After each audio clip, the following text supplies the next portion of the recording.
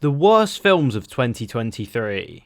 It's quite self-explanatory, isn't it? Like most of the years of film, there are some amazing movies that come out, but on the other hand there's some real shocking ones. And this video will go through the worst that 2023 has to offer.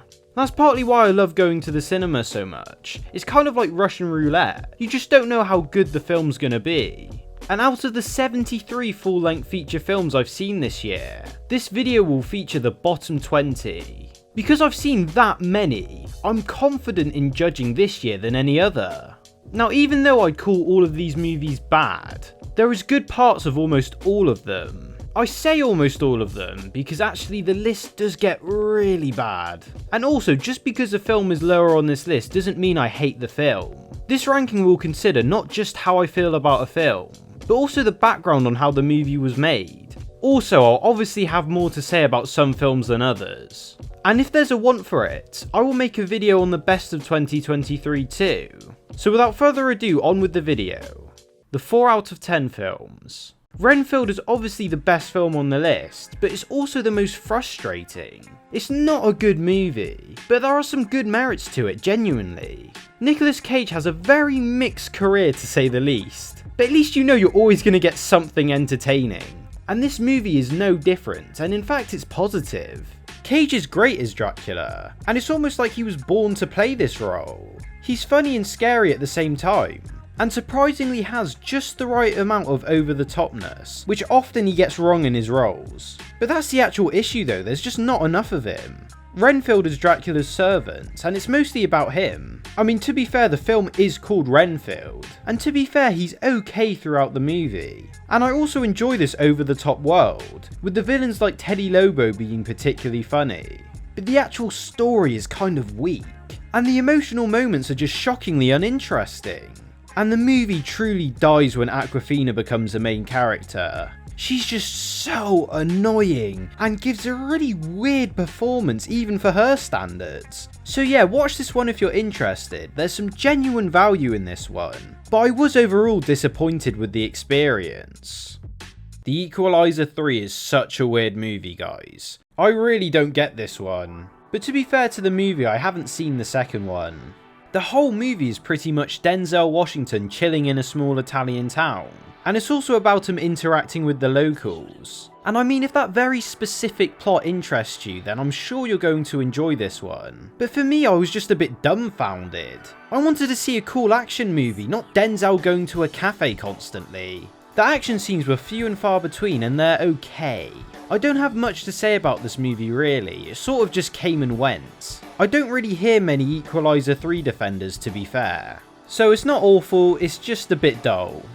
Some of you may be shocked at this rating, but A Haunting in Venice, really? Is it really that bad first class junk? And in a lot of ways it isn't. The movie has some really good cinematography and most of the performances are good enough. But guys, this movie is the most boring film of 2023. Holy shit man, this was hard to get through. It honestly felt like I was in the cinema for a century. It was torture. I know it's based off the Agatha Christie book, but the execution of the story was just so incredibly dull. It just felt like a generic horror movie. And to be fair, I'm not that big on horror movies anyway, but this one just added nothing new. There was also some unironically funny moments in this movie with Michelle Yeoh, and also that kid was really annoying. I've already talked about this movie twice, so I'll keep it short, but Wish was a very weird movie from Disney. Considering that this was supposed to be their 100-year anniversary film is just bizarre. Asha is just every other quirky Disney princess that we've seen.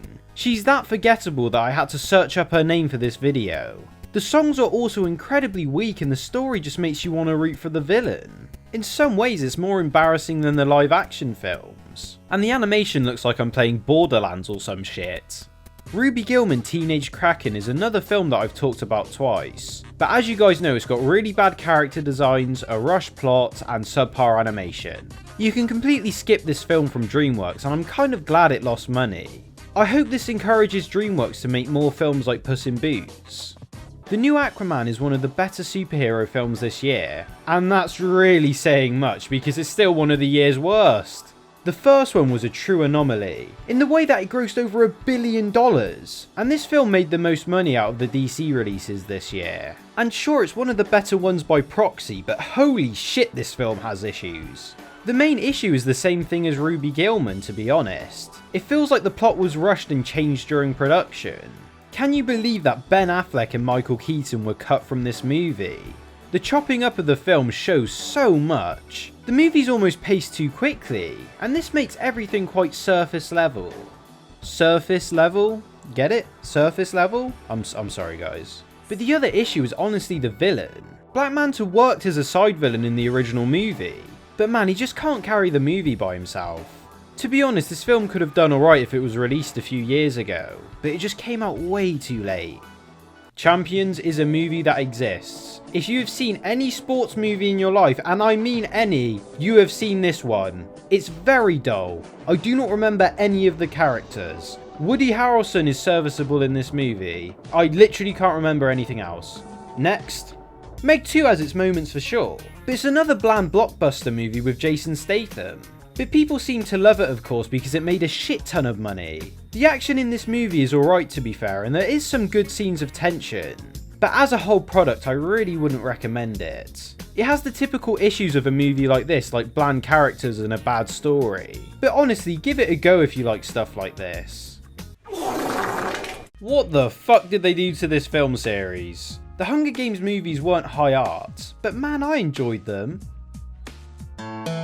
It probably is because Josh Hutcherson's in them though. But no, the first two were genuinely quite enjoyable. And even if the last two weren't great, this prequel completely went off the deep end. While the first issue is that the characters are just not as interesting. And also they're just so out of character. Snow is honestly just not evil enough for most of this movie. And he's really quite bland in this film as well. The character development is just not there at all. And it's baffling because this movie is quite long. And also the Stanley Tucci character is just so shit in this movie. He was very enjoyable in the original films, but in this one the character is almost just a bit muted. The other issue is the structure of this film. It's so bad, guys. Only the second act is in the arena itself, and it's alright, but it's nowhere near as good as the other ones. It's mainly Rachel Ziegler singing and hiding the whole time. And yeah, forgetting the fact that everyone loves her right now. Way more than Awkwafina, may I add. She's no Katniss Everdeen. It almost felt like a parody at points with the singing shit. It's just weird. And also, after the second act, the pacing is awful. It feels like the film's never going to fucking end. The Marvels is hopefully the wake-up call for Marvel. For their first real bomb, I'm just happy it wasn't a good film. This sucked, guys. I just couldn't get into the characters, and that's partly the issue Star Wars has right now as well. There is just too much content to consume. Marvel and particularly Star Wars films used to be a real event, but I think everyone has just become numb to this shit. It's got all the issues that you'd expect from a film like this too, with it being so bland and predictable. Even Brie Larson doesn't give a shit anymore. Like, what's even the point?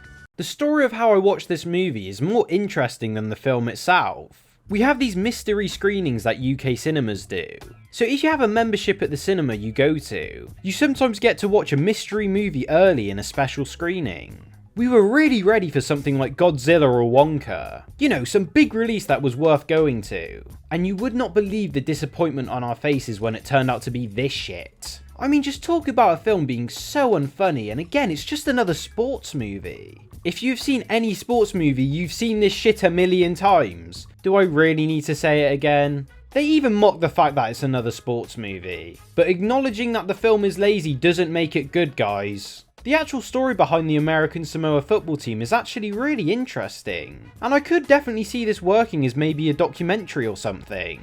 Also, when the credits rolled in this movie, me and my friends were in complete shock when we saw that Taika Waititi directed this shit. Unbelievable. That man has truly fallen off.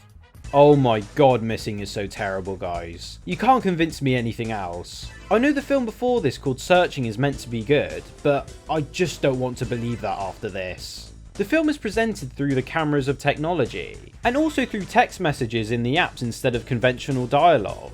And this format could genuinely work, but the story is just so cringe. The acting from everyone is just weak, to be honest. and it feels a lot like a B movie at points and not in a good way. I was just counting down the minutes for this one to end. I can respect the different style of filmmaking, don't get me wrong, but the actual execution of everything else was just terrible.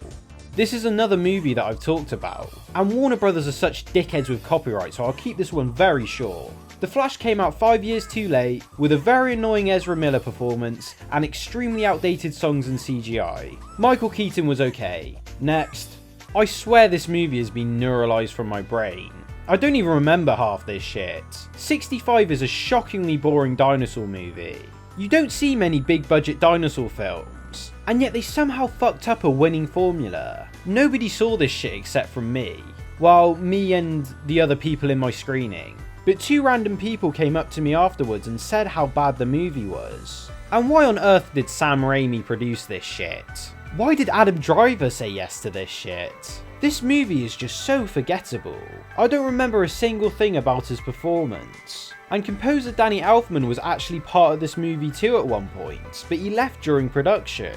It's almost like nobody gave a shit about this movie, and it was just used for tax evasion or something. Yeah, Retribution is a stinky poo-poo movie. It's one of the worst action films I've seen in a long time. Again, it's a film where nobody cares on set and they just want a paycheck. Even Liam Neeson doesn't care about this one. And Retribution's his own movie, for God's sake. It's just another forgettable movie with some honestly laughable visual effects. Now we're on to the 2 out of 10s, guys. This is where it gets bad. Yeah, this is the 3rd time talking about this movie. Watch my video on me travelling 3,000 miles to see my actual thoughts. But just know that this movie was so fucked up that my friend was crying with laughter in the cinema. Yeah, get the pitchforks ready. But the FNAF movie was interesting to say the least. This should be studied in film school on how not to adapt a piece of media. I mean, honestly, all they had to do was make a simple horror movie, and make it similar to the gameplay of the first game. But no, we have this incredibly convoluted plot with the dream theory shit. And Josh Hutcherson just has anger issues the whole movie. Who cares? And also, the shit where they just play with the animatronics mid-movie just kills the pacing entirely. And it also kills the horror element of this movie there and then. I couldn't actually believe the shit I was seeing on screen. And also, the cop in this movie is just so fucking brain dead. The shit she does is actually so fucked up. She should be arrested at the end, honestly. But hey, that's just a theory. How do people even like this movie? Again, I'm so glad it bombed, because shit like this doesn't deserve to be successful. But in a backhanded way, this is honestly one of the most entertaining movies I've seen in a long time. Blue Beetle is just so unbelievably awful that it's hilarious. Everything from the story, the almost comedic amount of cliches, and the absolute tone-deaf jokes make it very fun to laugh at. And I know that if this was released 5 years ago, people would have lapped this shit up. But nah, I think superhero films need a long break at this point.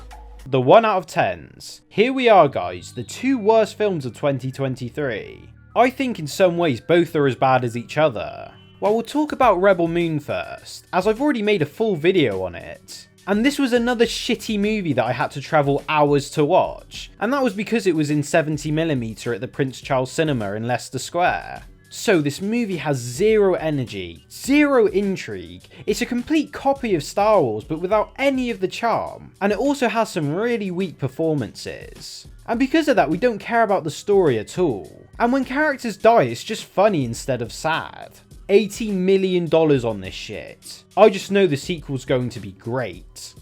Expendables 4 doesn't get me angry like a film like Rebel Moon or A Haunting in Venice, but it just makes me feel nothing.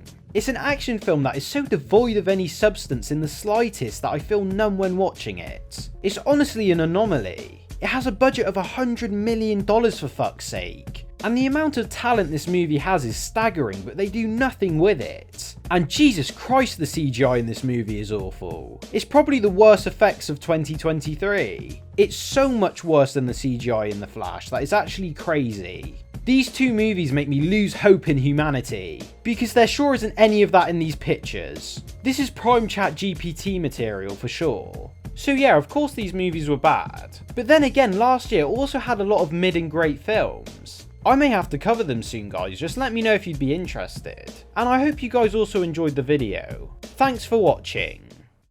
It's junk. first-class junk.